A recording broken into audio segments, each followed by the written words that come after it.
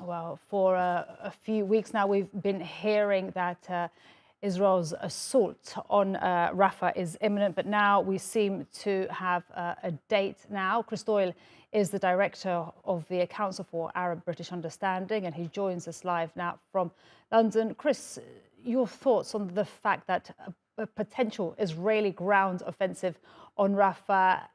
Before it was imminent, now we're hearing that there is a date, significantly March the 10th, during Ramadan, the start of Ramadan.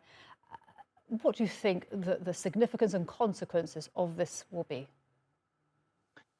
There are differing Israeli government approaches, I feel, to this. I think that Prime Minister Netanyahu is not interested in some form of deal that involves allowing Hamas to survive in any way, shape, or form within the Gaza Strip. And I think that he is actually keen to go ahead with that military operation in Rafah.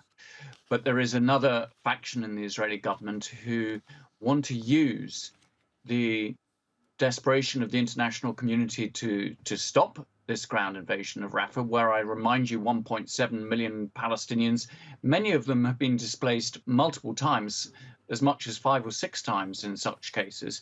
So they are there with nowhere safe to go. So the international community is alarmed at that.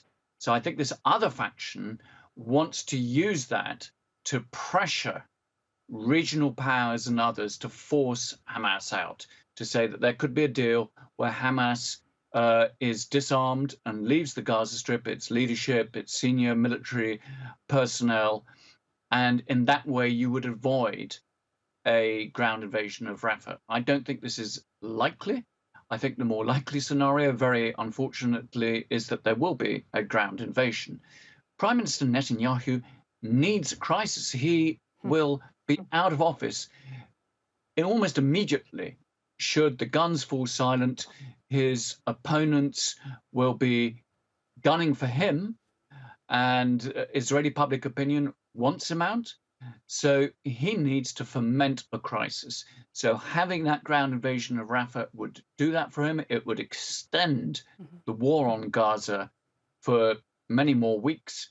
And it would also take him closer to a point where he can say, we've smashed the entirety of, in his words, the Hamas infrastructure. It is total victory, which for him may be the only way he sees his political survival, that he Yeah. can go to the Israeli public, the electorate, and say, I've got a victory nobody else would have got. Really, Chris, even though this does put at risk the hostages, the Israeli hostages that are still there, do you think that they will still go in? Because there's been so much toing and throwing about whether you have a ceasefire, whether you stop the assault on Gaza, Israel's war on Gaza, to be correct with my terminology there, or you just get the hostages out first.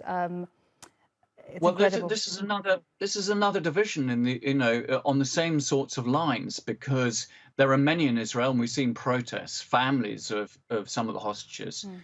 who believe that Netanyahu has no interest in getting those hostages out, or it's certainly not a priority for him, and the bigger priority is for his political survival. But Benny Gantz, who's Mhm. pushed forward this date of the beginning of the Ramadan on the 10th of March, Mhm. is perhaps somebody who's more sensitive to getting the hostages out and is attempting to give more time and put pressure on the international community to deliver a Hamas surrender Mhm. in order that the hostages will be part of such a deal and taken out.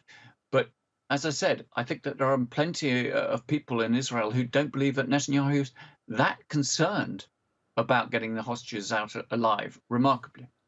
No, that really is incredible and interesting what you say, that the Prime Minister, Netanyahu, he needs a crisis. Fantastic to speak to you. We have to leave it there, unfortunately. Chris Doyle, Director of the Council for Arab-British Understanding, live from London. Thank you so much.